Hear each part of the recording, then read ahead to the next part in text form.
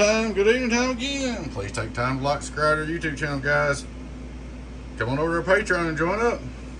Alright guys, we got a Black Widow DX350. It's an old amp, has some hands in it. This will be amp number 4.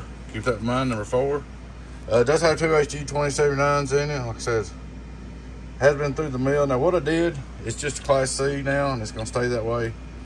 It had some 2290s in it, and it was a I didn't like the way it was acting, so it ate one of them, and I said, you know what? I'll put some HGs in there and make it Class C, so it's going to stay that way because I don't trust the biasing. So it does have the good grommet fuse holder, but it'd be a good little amp. I mean, it is what it is. Straight through SWR. Hello, 1, 2, 3, 1, 2, 3. Turn him on. Input SWR, just a little bit, just a little bit. But the meter does work. Everything is working on it like she's supposed to. So we'll look at the high side, see if preamp works. Preamp's working.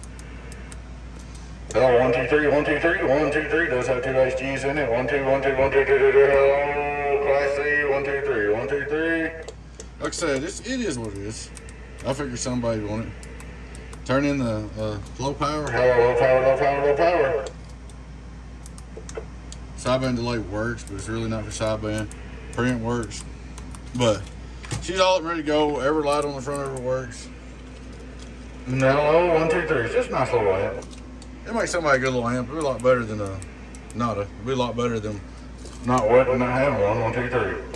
This is amp number 4. I did put a little capacitance in there.